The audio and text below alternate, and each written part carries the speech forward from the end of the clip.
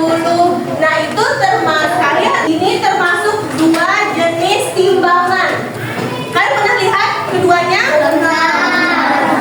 Yang ini namanya timbangan apa?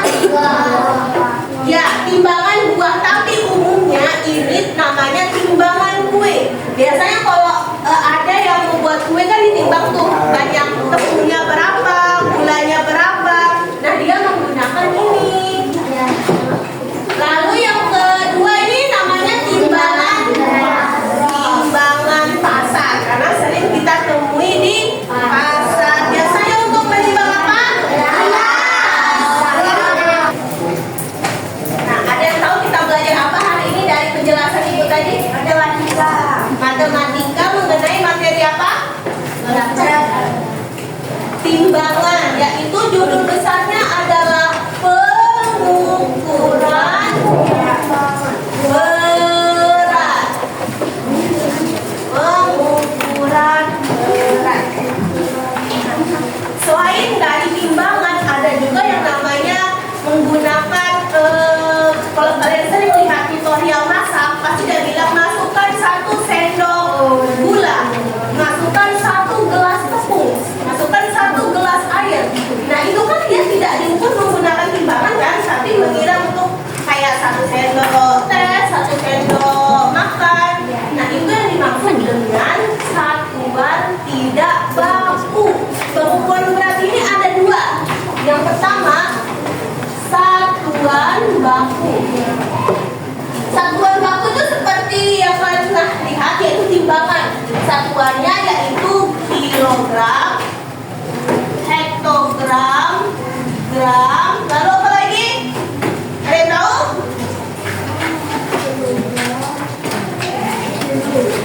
Dekagram. Ini semuanya untuk mengukur berat ya. Ini yang namanya satuan baku. Sedangkan yang kedua, satuan tidak baku. Satuan tidak baku apa tadi contohnya yang udah disampaikan? 1 sendok. Lalu 1 gelas. Atau biasanya tambahkan segenggam tepung. Nah, itu termasuk juga segenggam. Itu termasuk juga satuan tidak baku. Apa sih yang dimaksud dengan satuan tidak baku? Satuan tidak baku adalah yang ukurannya tidak tetap. Ya, misalnya ukuran genggaman tangannya Bayu sama ukuran genggaman tangannya Juna pasti berbeda kan? Jadinya itu dinamakan satuan tidak baku. Hasilnya itu tidak tetap. Misalkan saya mempunyai satu genggam tepung, lalu Felicia mempunyai 1 genggam tepung. Beratnya sama nggak? Enggak ya, karena kan tangannya Felicia kecil, sedangkan tangannya ibu besar. Seandainya kalau ibu bilang ibu punya 1 kilogram beras, lalu Dipa punya 1 kilogram beras, apakah itu sama atau tidak? Sama, karena itu termasuk satuan baku yang ukurannya itu tetap. Oke. Apa sih keunggulan satuan baku? Ayo, apa keunggulan satuan baku? Keunggulan satuan baku yaitu hasilnya tetap.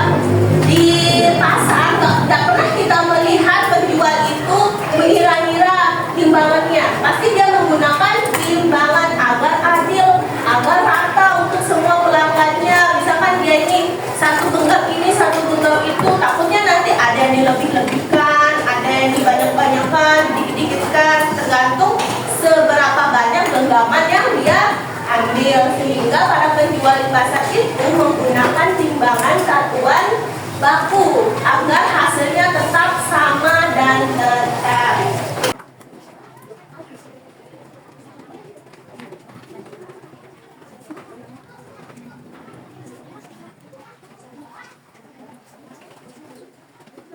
Kalau ibu panggil namanya bilang hadir ya. Gede Gampang, Ayu, Kadek Diona, Kenapa ini? Sakit atau izin atau apa? Andre Pramudia. B. Bayu Kusuma.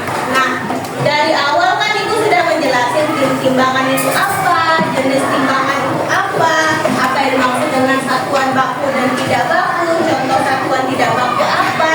Nah, yang kalian belum mengerti pasti yang ini, menghitung berat. Nah, di sini ada contohnya. Kita lihat dulu. Kilogram, hektogram, dekagram, gram, desigram, sentigram, dan miligram. Ini punya lagu. Dengerin ya. Kilogram, hektogram, dekagram, gram, desigram, sentigram,